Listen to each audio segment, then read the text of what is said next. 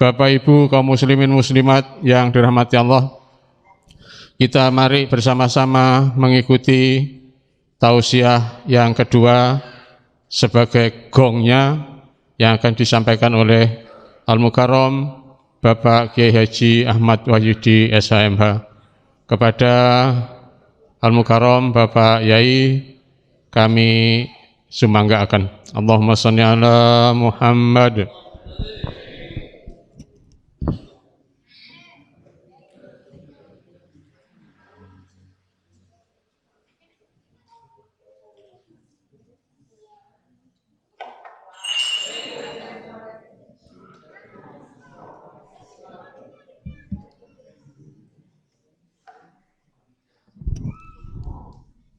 Anak-anak santri yang di luar suruh masuk.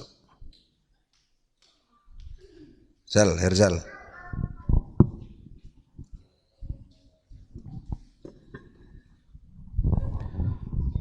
Assalamualaikum warahmatullahi wabarakatuh. Alhamdulillahirabbil alamin alladzi anzala as-sakinata fi qulubil mu'minin liyazdadu imanan ma'a imanihim. Asyhadu an la ilaha illallah wa asyhadu anna Muhammadar Rasulullah. Allahumma shalli ala sayyidina Muhammad wa ala ali sayyidina Muhammad.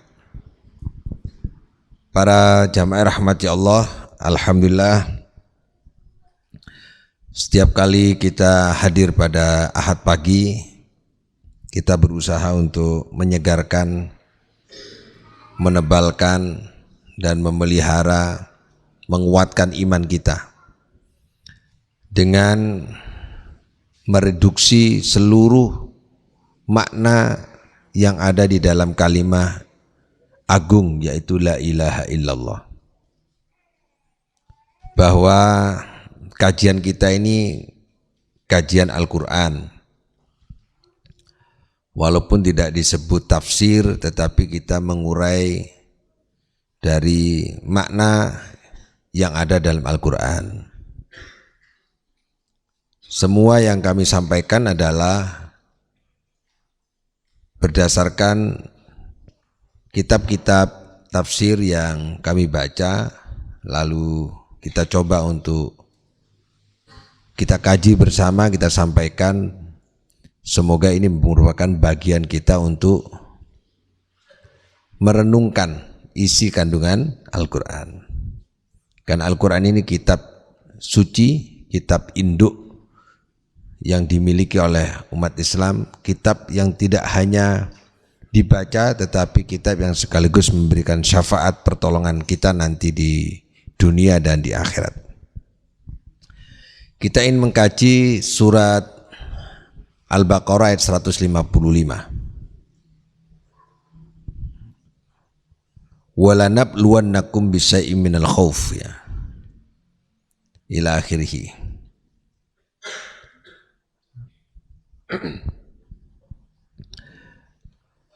Ayat ini kemarin dikaji Pak Ayub oleh anak-anak santri.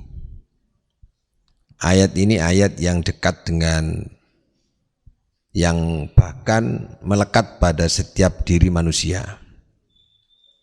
Ya. Walanabluwannakum, sungguh kami, kata Allah, menguji.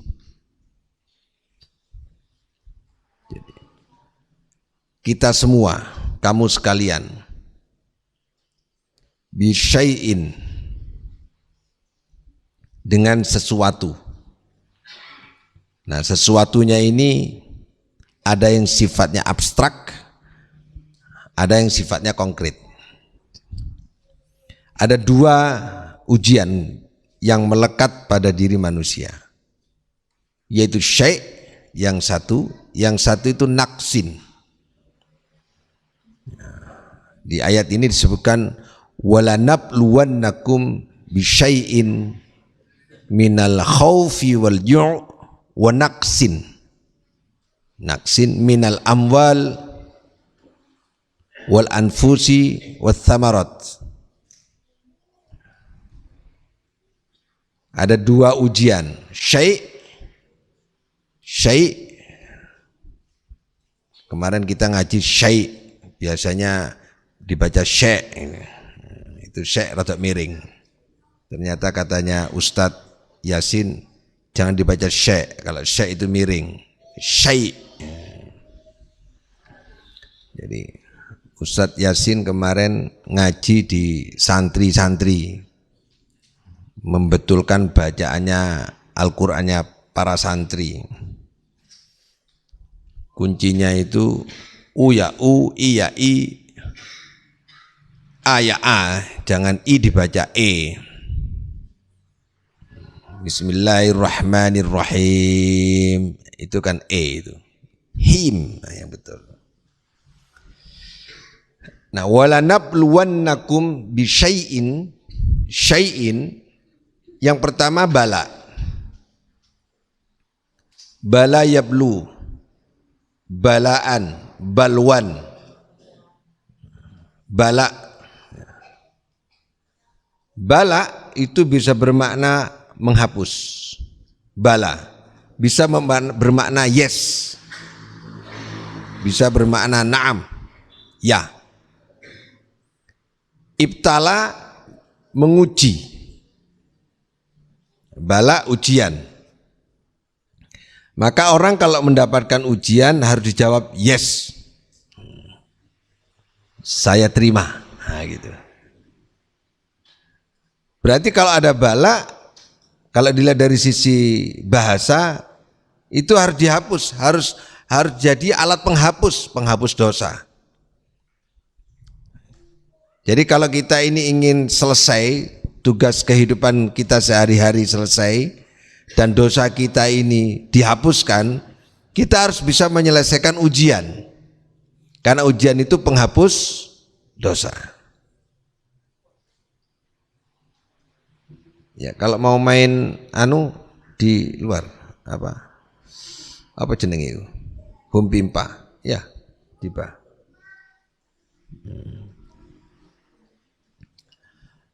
Jadi kalau kita ingin menghapus kesalahan-kesalahan kita, kekeliruan-kekeliruan kita, itu alatnya adalah melalui pintu ujian. Apa ujian itu? Ujian itu satu paket dengan lahirnya manusia. Jadi ujian itu paket. Makanya paketnya walanabluwannakum. Sungguh manusia itu aku paketkan satu paket dengan ujiannya. Manusia satu paket manusia itu. Setiap manusia pasti diuji, itu paket berarti. Tidak ada manusia yang tidak diuji. Untuk itu ujian adalah paket fitrah dari Allah Subhanahu wa ta'ala. Itu paket sudah. Satu kesatuan yang utuh. Apa kalau bahasa dagang itu, saya beli satu paket. Ya, satu set gitu ya, satu paket.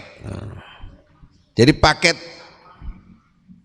bawaan manusia itu ujian, pasti diuji. Itu bawaannya manusia itu diuji itu. Apa ujiannya? Jadi bawaan bayi setiap orang diuji dan itu harus diterima dulu. Kita ini ibu-ibu, setiap kita pasti diuji. Ada yang masih kecil sudah sakit, ujiannya itu. Ada mulai kecil melarat, ujiannya itu. Punya bapak, lahir bapaknya gak duwe apa-apa, ujiannya misalnya. Punya bapak sugih tapi pisah, diuji mulai cilik, paket itu dah. Enggak ada orang tidak diuji. Berarti ujian itu paket yang harus diselesaikan. Makanya bala maknanya bisa menghapus, harus diselesaikan. Nabi Ibrahim dalam menghadapi ujian, wa idibtala Ibrahim rabbuhu bikalimatin fa'atammahunna, menuntaskan. Nabi Ibrahim itu kalau dikasih ujian dituntaskan ujiannya. Seandainya soalnya 100 diselesaikan 100, waktunya 1 jam ya selesai 1 jam, Kalau perlu belum 1 jam sudah diselesaikan. Karena ada yang menyelesaikan soalnya 100 diselesaikan 5. Soalnya 100 diselesaikan 50, berarti nggak tuntas. Kalau Nabi Ibrahim menuntaskan seluruh ujian. Disuruh menyembelih anaknya ya disembelih, dituntaskan. Dibakar oleh Raja Namrud ya dibakar betul, dituntaskan. Dihadapi ujian itu. Jangan punya hutang terus lari ke Kalimantan, itu nggak mau menghadapi ujian itu. Mari kalah Pilkades, punya hutang banyak, di kampungnya sudah malu, lari. Itu habis kalah pilkada, lari nggak di Banyuwangi, pergi terus. Nah, itu namanya nggak berani menghadapi ujian. Itu paket itu. Jadi hidup ini kalau rumusnya pakai Quran enak. Ya sudahlah, itu memang paket dari Allah, memang ujian itu sudah biasa, harus dihadapi, selesai itu. Semua orang itu jangan mengeluh sudah. Adalah anak santri saya lahir besar dikit kena ketemu ibunya sampai 11 tahun. Ya paketnya ujiannya itu, ya sudah dihadapi aja. Ada yang sudah besar ibunya hilang, ya sudah dihadapi aja. Itu paket, hidup itu paket ujiannya ya. Apa isinya? Paketnya 2. Bisyai, yaitu sesuatu. Apa sesuatu itu? Abstrak dan konkret. Sifat jasmaniyah, material dan immaterial. Pertama minal khauf.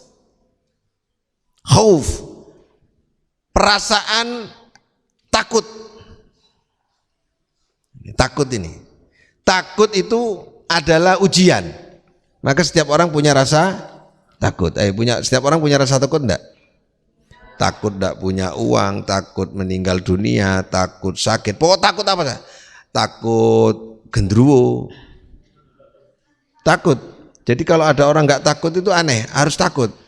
Kalau ada orang mati takut. Macam-macam. Jenis takutnya macam-macam. Jadi takut itu melekat pada setiap manusia. Jadi kalau ada orang tidak takut sama dosa, tidak takut sama neraka, tidak takut sama siksa, itu jadi aneh gitu.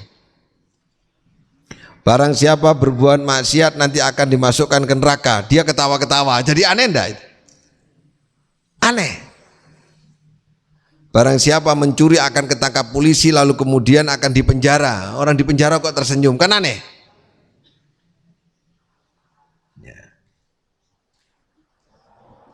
Jadi takut itu adalah ujian. Yang kedua, walju. Yang kedua adalah lapar. Karena kita takut tadi itu dengan berbagai macam jenis, salah satunya adalah termasuk lapar. Lapar, siapa yang takut Anda berani lapar? Oleh luwe titik elom iki. Aduh, ngaji sedina kudu mangan iki. Mosok ngaji terus gak mangan ini. Sing ngatene ngombe, sing ngatene tuku gorengan, macam-macam udah. Urusan perut. Semua itu, semua pasti dia diuji lapar, pasti diuji. Makanya kalau diuji lapar, Allah cara melatihnya dengan apa? Dengan puasa. Diperintah untuk berpuasa. Alat bantu ujiannya adalah puasa. 2 ini aja dulu saya ingin konkretkan dan kontekstualkan dalam ujian ini. Belajar dari Al-Quran ini, kalau ini tafsirnya Jalalain, ya orang takut sama musuh, orang takut lapar ya karena ada musuh dalam perang, Dia takut kelaparan, takut tidak ada yang dimakan, dia harus cari makanan. Itu aja, selesai. Coba kita kembangkan sekarang Pak Sulaiman, kita kembangkan. Ketika orang takut, pasti orang akan mencari cara bagaimana dia hilang rasa takut. Obatnya takut itu apa? Kalau dia takut kegelapan, maka harus dihadirkan lampu. Kalau ada orang takut jelek, maka dihadirkan lipstik, lipen, bedak. Kalau perlu dihadirkan celak karena takut matanya tidak kelihatan indah, alisnya tidak kelihatan tebal, maka dihadirkan apa ya anunya alis itu?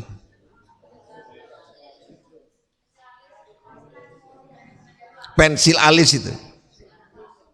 Ya. Ini kan manajemen takut ini. Takut gak kelihatan cantik.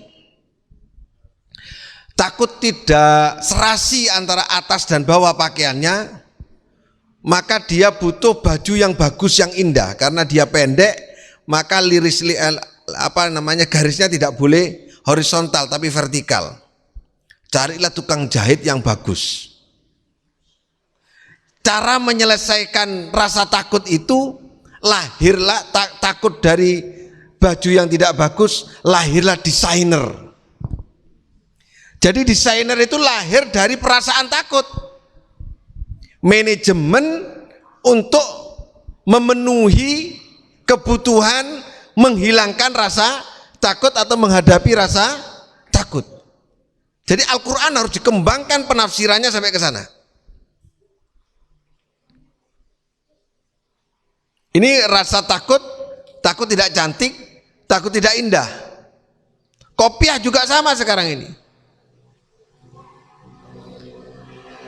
Jadi kalau demikian, setiap umat Islam itu harus mampu memanage ujian yang diterima oleh dirinya yang merupakan paket dari Allah Subhanahu wa taala menjadi sumber energi ekonomi. Menjadi sumber energi dalam memproduksi, dalam berkreasi, dalam membangun ekonomi. Yang kedua, ada orang takut lapar. Maka manajemennya adalah bikin warung-warung, ya, restoran, resto, dan seterusnya kaitan dengan makanan, kuliner. Itu kan manajemen Nah, orang-orang Yahudi pandai menangkap isyarat yang ada di dalam Al-Quran ini, bahwa setiap manusia itu punya rasa takut dan punya rasa lapar. Maka di manage takut dan lapar itu menjadi sumber ekonomi. Lahirlah KFC. Apalagi? Pizza Hut, Dunkin' Donut, Konato. Kalau di tradisional kita ada pecel ayu, ada soto, rujak soto. Ini kan untuk memenuhi fitrah lapar, di manage jadi kegiatan ekonomi.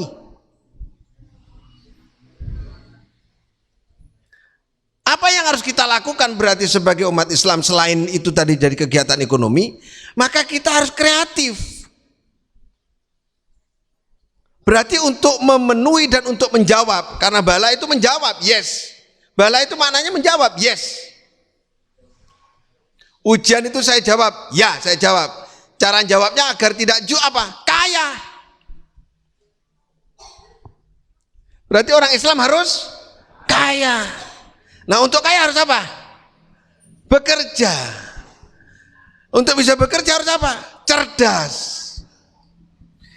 Kalau begitu harus produktif umat Islam itu. Tafsir dari situ aja sudah mengembang. Karena setiap orang ju. Makanya harusnya yang membuat warung-warung yang halal-halal itu untuk memenuhi untuk menjawab ju-nya, laparnya orang itu harusnya yang membuka warung-warung adalah umat Islam. Yang menjadi desainer itu harusnya umat Islam. Saya ingin punya rumah, saya takut jelek rumah saya. Nanti konstruksinya gak bagus, gak kuat. Dihadirkan arsitek dan dihadirkan teknik sipil. Maka rumahnya bagus. Dibikin model joglo, dibikin model Spanyol, dan seterusnya itu. Itu adalah bagian dari cara menjawab rasa takut tadi itu. Termasuk potong rambut. Rambutku gak apik, kok gak koyok Korea. Siapa pemimpin Korea Utara yang komunis itu? Nah, itu kan rambutnya tipis sini, tebal sini. Wah, ini sekarang kan nuru-nuru deh. Nah, itu model-model Korea Utara ya. Nah, tukang potong rambut itu berusaha bisa memotong seindah mungkin, semurah mungkin. Jadilah produksi ekonomi. Itu manajemen dari ujian. Karena ujian harus dijawab. Nah, itu caranya. Nah, kita sebagai umat Islam harus tahu batas-batasnya. Ternyata untuk memenuhi rasa lapar tidak boleh sembarangan makan. Harus yang halal. Nah, itu perbedaannya kreativitas orang muslim dengan orang di luar Islam. Makanannya harus yang halal, harus dipotong makanan itu. Apa namanya lauk pauknya itu sapinya, kambingnya, ayamnya harus dipotong. Harus dengan kalimat Bismillahirrahmanirrahim. Nah, manajemen fikihnya di situ. Itu ju. Selama ini kan kita kalau ngaji walanabluwannakum syai'im minal khauf wal ju. Setiap orang itu pasti diuji dengan rasa takut dan rasa lapar. Selesai. Apa yang ada di pikiran kita yang harus dimunculkan dan benak kita itu? Santri-santri harus membangun ekonomi kuliner.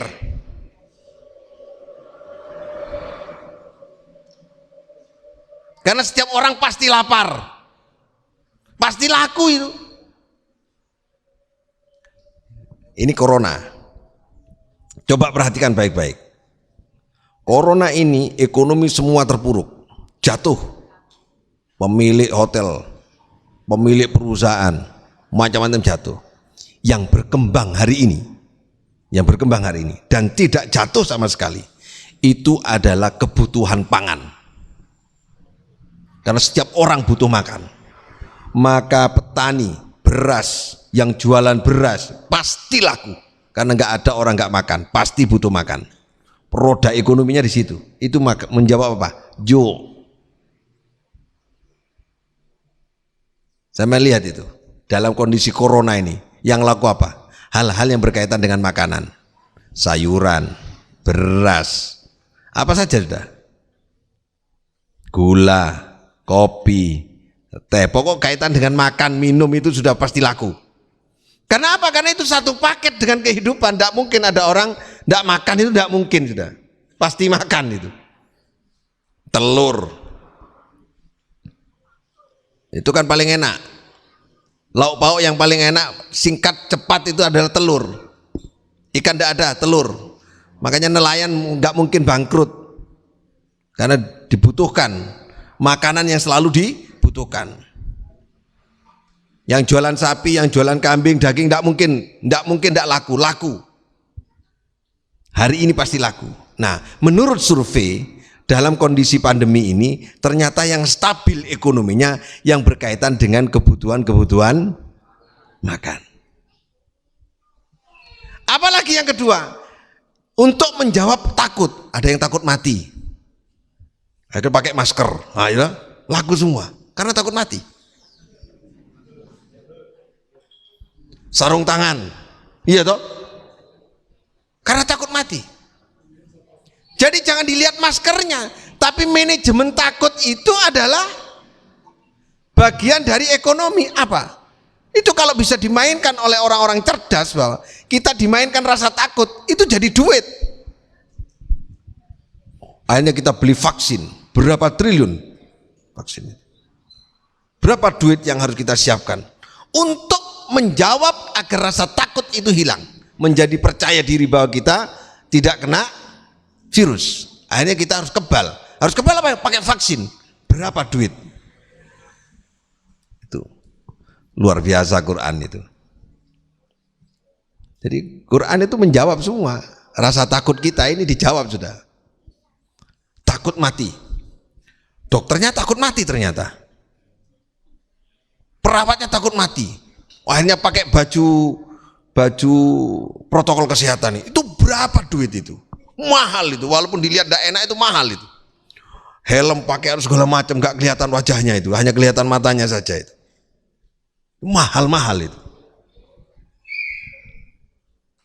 Biaya untuk penyakit corona itu luar biasa mahalnya. Untuk memenuhi dan menjawab agar rasa takut itu hilang, biayanya mahal. Seluruh dunia termasuk negara Amerika, presidennya ketika mau dilantik pakai masker. Coba berapa juta, kalau masker itu berapa harganya? Berapa harganya? 5.000 kalikan 250 juta penduduk. Ini masker tok, ini masker tok loh ya. Masker tok ini, baru masker. Terus apa lagi? Semprotannya namanya hand sanitizer, ya itu berapa? Berapa miliar itu coba? Per orang pegang itu, ya Allah luar biasa. Jadi duit hanya karena takut. Jadi Allah menghadirkan wabah, orang takut jadi duit. Takut itu jadi duit loh. Pengacara itu bekerja karena manajemen rasa takut. Kenapa Bu? Bu, saya punya warisan tidak dikasih sama bapak, terus saya takut nggak dikasihkan saya, gugat aja jadi duit. Pengacara bekerja di manajemen takut kehilangan harta. Kamu kenapa? Saya habis punya kesalahan Pak, terus sekarang ini diperiksa polisi. Kenapa nggak dihadapi? Wah takut saya Pak, saya kalau nggak dengan pengacara gimana nanti? Didampingi jadi duit lah. Pengacara bekerja dengan takut. Dokter juga sama. Dokter gigi, kenapa ke dokter gigi? Sakit saya, mumpung belum sakit, saya ke dokter gigi. Kenapa ke dokter? Takut sakit, diobati sama dokter. Jadi duit.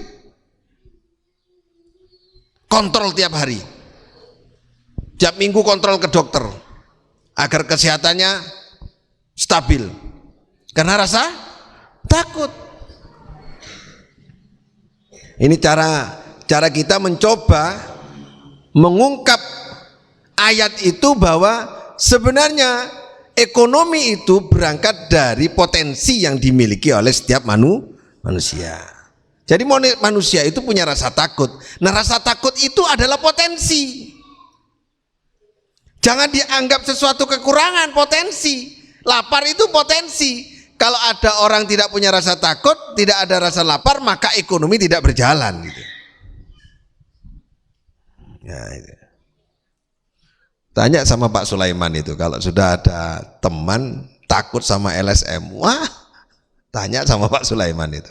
Ya Pak Sulaiman, takut sama polisi, takut itu manajemen. Nah, ini. Yang kedua, Onaksin, kekurangan. Ya. Ujiannya ujian kekurangan. Kekurangan apa? Pertama amwal, harta. Diuji kekurangan harta. Wal anfus, diuji kekurangan jiwa. Jiwa itu apa? Kesehatan bisa tidak stabilnya jiwa, bisa stres misalnya seperti itu. Bisa mati. Anfus. Wassamarat itu buah-buahan. Buah itu kan indah. Makanan sekunder, bukan makanan primer. Hiburan, rekreasi, tamasya, Jadi orang itu takut tidak bahagia, takut tidak punya harta. Berarti orang itu takut miskin. Siapa yang nggak takut miskin angkat tangan. Tak doakan. Yang nggak takut miskin, yang doa nggak takut miskin hanya Kanjeng Nabi. Allahumma ahyini miskinan, wa amitni miskinan. Ya Allah, jadikanlah aku hidup dalam keadaan miskin. Ayo, berani amin? Siapa yang berani amin? Saya tak doa sama yang amini. Ini doanya Nabi. Mudah-mudahan kita semua dijadikan miskin. Berani amin? Matikanlah aku dalam keadaan miskin. Enggak amin. Dan kumpulkanlah aku bersama dengan orang miskin. Enggak berani. Enggak berani. Karena itu ujian kita ini takut miskin. Kok ada orang berani miskin? Enggak mungkin. Enggak ada orang berani. Orang miskin pun takut miskin kok. Orang miskin itu takut miskin. Apalagi orang kaya. Jadi termasuk orang pasukan berani mati misalnya. Lu kok orang takut mati, berani mati ya, Bo? Takut mati harusnya. Setiap orang takut mati. Nah, karena orang itu takut, khawatir kekurangan harta, maka harus melahirkan produktivitas apa? Kinerja yang tangguh, yang maksimal, yang optimal. Harus kerja keras berarti. Jadi umat Islam harusnya kerja keras untuk menjawab kalau takut miskin.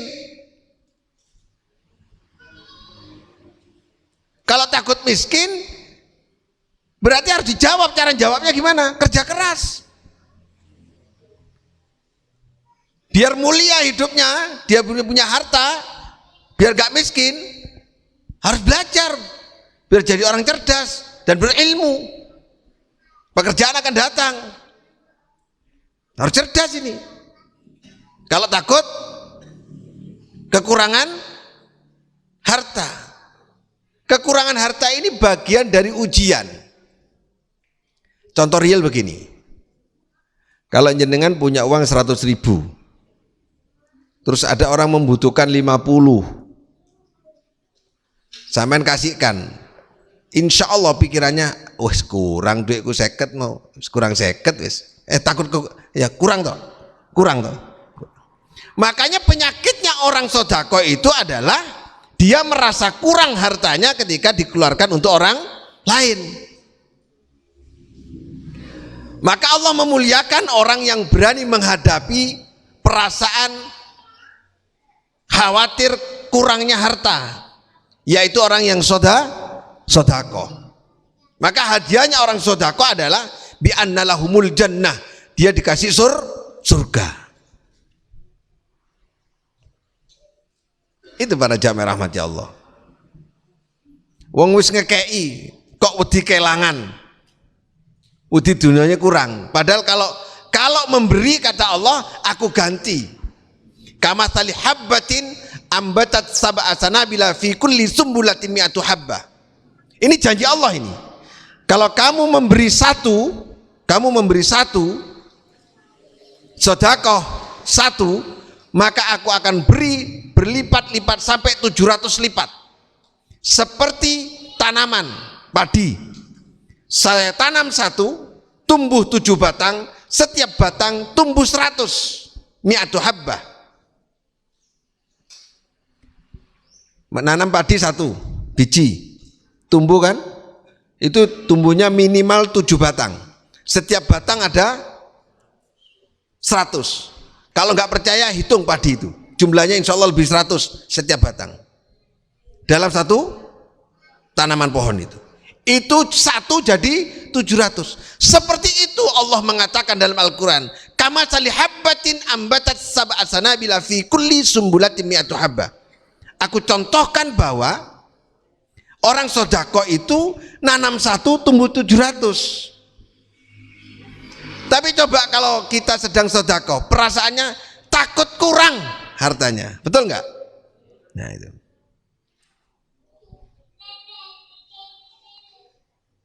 Ini yang para jamaah rahmati Allah. Yang kedua takut anfus, anfus, jiwa, takut mati. Yang tadi sudah saya jelasin, takut tidak sehat, takut sakit.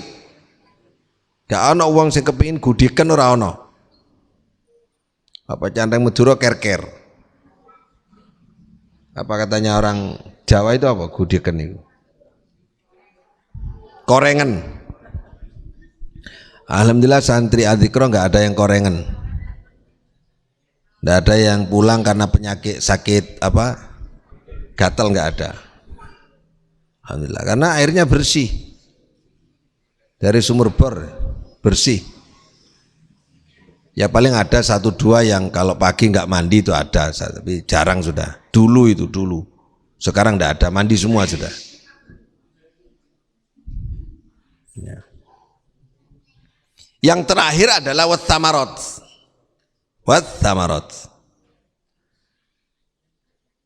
Senengani hiburan, rekreasi. Mau kemana? Bi, masa ngaji terus? Sekali-kali lebih keliling-keliling kemana itu. Takut tidak terhibur. Ya, itu ujian. Loh itu jadi duit. Berapa miliar orang membuat sekarang ini apa Jatim Park ya, yang di Dadapan itu berapa miliar itu untuk memenuhi kebutuhan orang yang ingin menjawab perasaannya tidak bisa makan buah, kenikmatan duniawi selain makanan pokok, santai-santai lihat anaknya berenang sambil jalan-jalan gitu kan. Itu salah satunya. Jadi duit. Banyak karyawan nanti kerja di sana. Sehingga umat Islam itu harusnya produktif. Karena memang manusia itu dipaketkan dengan 1 perasaan takut, 2 perasaan khawatir dia itu miskin, khawatir dia tidak sehat, dan khawatir dia tidak bahagia. Maka dengan demikian harusnya ini dimanage dari sebuah hal yang sangat produktif. Harus kreatif. Jadi tidak ada alasan umat Islam itu melempem hanya pasrah diri, dunia ini hanya sesaat, habis ini kita meninggal akhirat itu. Tidak bisa begitu, hanya bersembunyi di balik malasnya itu tidak boleh. Di balik malas tidak boleh malas. Lalu menghujat-hujat orang kaya, nggak setuju dengan orang kaya padahal dia itu malas. Lalu nggak senang sama pejabat, nggak senang sama pemimpin, padahal dia pantas jadi pemimpin. Nggak boleh. Orang Islam itu harus jadi pejabat. Orang Islam itu harus kaya. Yang tidak boleh adalah jadi pejabat orang kaya, yang kayanya dan jabatannya digunakan untuk kezoliman, itu yang nggak boleh. Jadi apa saja boleh kita itu. Mau jadi LSM boleh, mau jadi jaksa boleh, mau jadi polisi, mau jadi pengacara, apa saja boleh. Boleh, semua apa saja. Yang penting halal. Nah, sekarang saya ini di dikotomi. Kiai kok pengacara? Ada itu yang ngomong kiai. Kiai kok pengacara? Ya gimana itu cara mikirnya itu? Kiai kok pengacara itu gimana? Umat Islam itu harus jadi polisi, harus jadi pengacara, harus jadi pejabat, harus jadi jaksa. Kalau nggak ada, terus siapa? Nah, ini harus. Ini ada kiai yang ngolokkan kiai jadi pengacara itu. Nah, gimana? Wong pengadilannya pengadilan agama. Di sana itu pembagian waris. Kalau pengacaranya nggak ngerti agama, gimana? Di sana perceraian. Jadi menganggap bahwa jabatan pengacara itu jelek. Lah orangnya kalau ada orang jelek kebetulan dia pengacara, jangan pengacaranya yang jelek. Sehingga seolah-olah yang bagus itu hanya komunitasnya saja. Komunitas orang lain jelek. Jangan jadi polisi. Seolah-olah polisi jelek, tidak boleh.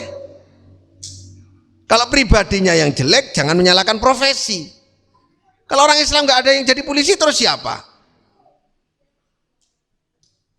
Nah ini, sumpahnya lo pakai Quran kalau di pengadilan itu.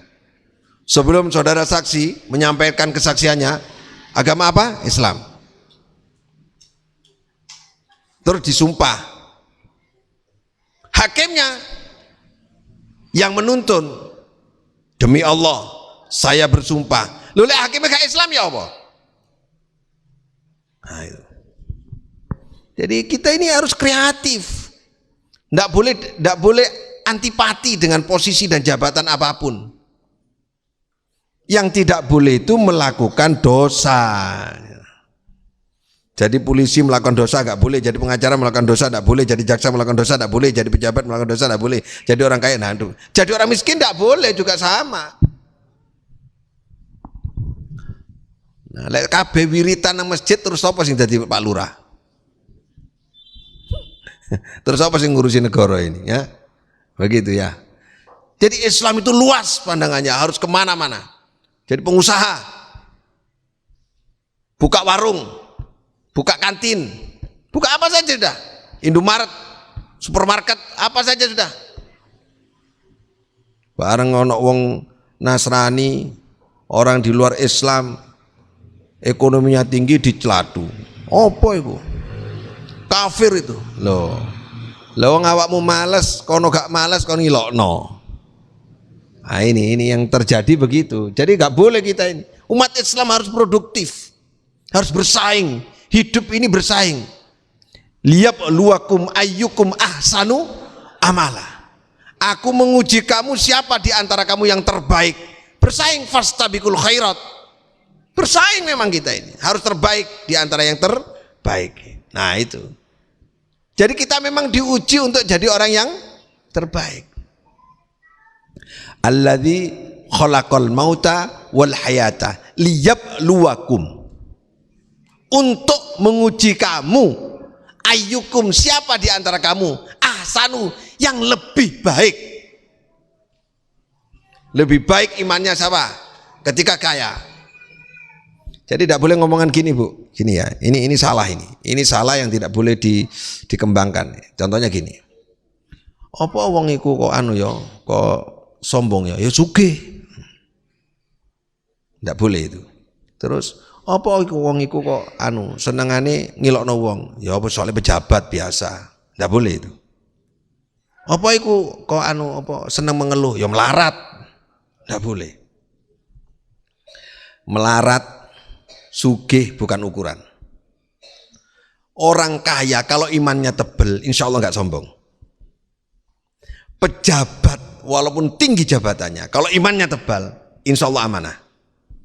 Orang melarat, walaupun melarat, tapi kalau imannya tebal, insya Allah sabar. Jadi kita tidak boleh menggunakan pedoman umum bahwa penyebabnya adalah harta, penyebabnya adalah jabatan, bukan. Penyebabnya menurut Al-Quran, inna akramakum indallahi atqakum.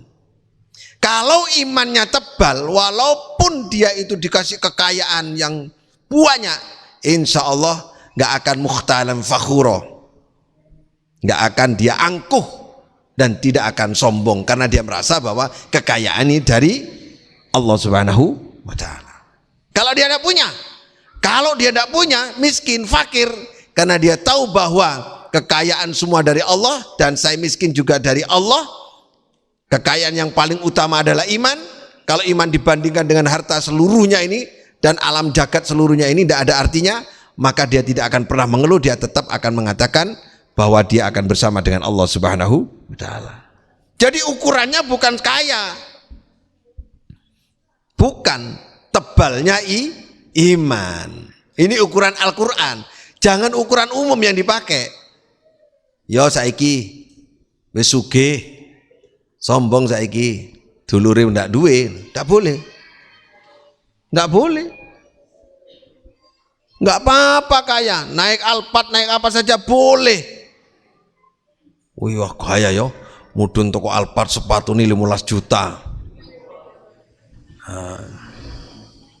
turun, waduh luar biasa. Selama hatinya nggak sombong nggak masalah, nggak masalah. Jangan mengukur hartanya, jangan mengukur kepemilikannya, nggak usah. Ya kita kan selalu mengukur itu Bu sekarang ini. Jangan, iman. Orang kaya penting, pejabat penting, orang miskin penting. Kalau nggak ada orang miskin, sampean mau zakat kemana? Mau sedekah kemana? Untung ada orang miskin. Kalau orang miskin penting semua. Karena penting semua, tidak usah dicelatu. Yang lebih penting adalah iman. Jadi iman itu melekat di setiap profesi apa saja. Insya Allah kalau imannya tebal, aman. Aman. Ini para jamaah rahmati Allah. Wala nabluwannakum bisyai'in minal khauf wal ju' wa naqsimul anfus wa basyiris sabirin. Berilah kabar gembira kepada orang yang sabar. Nah, ini sabar ini. Apa sabar itu? Sabar itu ngucapnya gini. Idza asabathum musibah qalu. Orang yang sabar itu ciri-cirinya ketika dapat musibah itu barang yang jatuh dengan dirinya. Jawabnya gini, inna sesungguhnya kami, harta kami, semua yang kami miliki itu lillah, milik Allah. Dan sesungguhnya kami dan seluruh yang kami miliki adalah kembali kepada Allah. Enteng wis. Inna lillahi wa inna ilaihi. Wong sugih, inna lillahi wa inna ilaihi. Jadi pejabat, inna lillahi wa inna ilaihi. Melarat, inna lillahi. Elek, inna lillahi. Pesek, inna lillahi. Ireng cendak bunder seser inna lillahi, guanteng inna lillahi. Kabeh ke Allah kok. Punya siapa semuanya? Punya Allah. Jangan inna lillahi hanya ditempel nona wong mati tok ae. Lah wong ayat terkenal inna lillahi waktu mati tok. Tidak itu. Ciri-ciri orang yang sabar. Ya betul ya. Lanjutannya. Idza asabahum musibah qalu. Ciri-ciri orang sabar itu ketika dapat musibah apa saja. Harta musibah enggak? Jabatan. Musibah itu maksudnya yang jatuh. Musibah ada dua. Idza asabahum musibah. Ma asabaka min hasanatin, hasanah dari Allah. Faminallah. Wa ma asabaka min sayyi'atin famin nafsik. Kalau ada musibah dari Allah itu, kalau musibah baik itu datangnya dari Allah. Kalau musibah jelek datang dari dirinya sendiri. Harus mengucap apa? Inna. Kalau begitu jabatan itu musibah tidak? Nah, tampan musibah tidak? Cantik musibah tidak? Nah, kayak saya ini hitam manis musibah tidak? Musibah. Siapa sih enggak ngelam dewe? Kan biasa ngelam kayak Abi loh, ya. Abi kalau ngomong sama uminya ini, ya Mami, Abi kan hitam manis Mami, ngono. Kamu ndak usah minder. Siapa yang punya hidung kayak Abi ini? Enggak lincip ya enggak pesek. Api iki, ngono. Padahal aku menghibur diri kan rodok pesek. Gak usah dijepit bengi-bengi. Terus ditempeli apa sing lengket mari ngono diklenthek iku apa jenenge? Aduh, aku ndelok arek santri ku koyo gendruwo sampean. Apa itu masker? Itu Pak Ayub di sininya itu Pak Ayub. Kalau gitu ya, terus tidur Pak Ayub. Lah saya kan enggak tahu. Ayo bangun. Maskeran, tak kira memedi Pak Ayub. Ya Allah subhanallah. Itu bareng diklenthek Pak Ayub. Krek itu. Itu ngelontok kabeh sak kukul-kukule. Aduh, sudahlah ini lihat mulus toh. Ini kukul yang bekas-bekas kukul ini keindahan gitu. Nggak usah bingung sesuk dikai sabuni pindah-pindah, tambah rontok kabeh. Ada saya punya teman itu luar biasa. Dilihat dari jauh cantik putih, kena udan, luntur, sret. Aduh. Sudah ini diterima semua. Inna lillahi. Allah masif anal bala, kuatkanlah kami untuk menghadapi bala, ujian. Mampukanlah kami, teguhkanlah kami untuk menghadapi ujian. Boleh dimaknai tingkatkanlah kami untuk bisa menghadapi ujian dengan keimanan. Itu harusnya di pikiran kita begitu. Tapi yang terjadi biasanya kan menolak begini. Begini kan tangannya. Ya menolak. Iya. Padahal bala itu sesuatu yang melekat pada diri kita. Tidak bisa ditolak, harus dihadapi. Kuatkanlah kami menghadapi ujian. Teguhkanlah kami menyelesaikan ujian. Mampukanlah kami untuk menyelesaikan ujian. Itu harusnya begitu. Di pikirannya harusnya begitu. Karena makna balak Jawa dengan makna balak Indonesia Arab kan beda ini. Balak yang dimaksud di dalam Al-Quran ini adalah ujian. Ujian tidak boleh ditolak, harus dihadapi. Oh jelas itu ya. Alladzi khalaqal mauta wal hayata liyabluwakum, untuk menguji loh. Kan tidak boleh ditolak, dihadapi, diselesaikan. Kalau ujian harus diselesaikan. Misalnya begini, saya dapat ujian matematika 5. Terus saya selesaikan. Tuntas, saya jawab semuanya, selesai. Ujian kan selesai. Nah itu yang dimaksud selesai itu. Yang dimaksud itu selesai. Hapus sudah. Besok datang lagi, selesaikan lagi. Gitu ya.